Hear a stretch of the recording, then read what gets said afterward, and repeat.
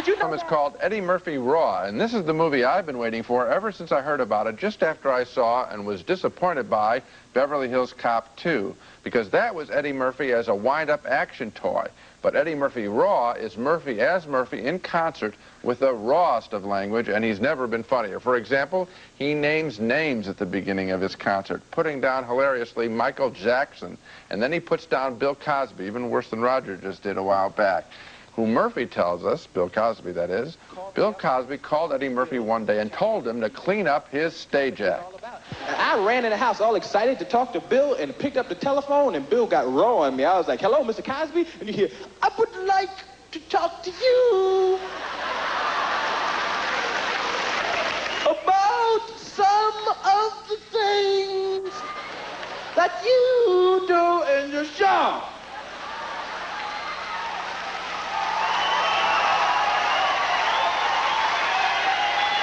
Now, you cannot say filth, flarn, filth in front of people. And I never said no filth, flarn, filth.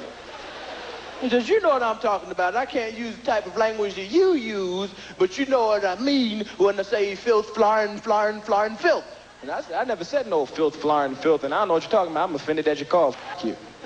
Like some of the greatest confrontational comics around, Eddie Murphy isn't afraid of offending anyone, and he has a long and hilarious tirade against Johnny Carson's former wife and all wives who want half of their husband's wealth at divorce time. If you have $5 and have to give somebody $250, you'd be upset. Johnny had to have at least $300 million and have to give up $150 million? And they weren't even married but 10 years and $150 million? Give me a break. What? And ladies, no, here's a woman over saying, right on. No, you can't, baby, that's not fair. Not no $150 million. I see a lot of you ladies sitting there going, get all the money you can. I'm glad she did get all that money. She earned it.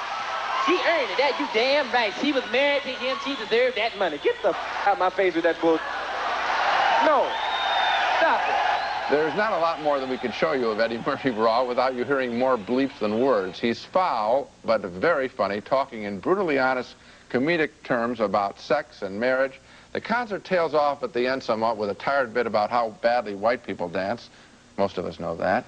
But more often than not, at least us two, more often than not, Eddie Murphy lives up to the concert film standard set by the man he calls his idol, Richard Pryor. And that is high praise indeed. I really liked Eddie Murphy Raw, and I knew that I would. He should release, I think, a concert film every year because the parts that are written for him, by and large, with the exception of 48 Hours, really haven't been that good. Gene, I don't think this film deserves comparison to Richard Pryor in any way because what Richard Pryor has is insight and sympathy with the humanity of the people that he's making fun of. And that's the one thing that's lacking in this concert film by Eddie Murphy. It's an extremely juvenile film. The humor is extremely callow. You talk about his attack on Johnny Carson's wife. I don't believe anybody can get away with talking about blacks the way that Eddie Murphy talks about women in this film.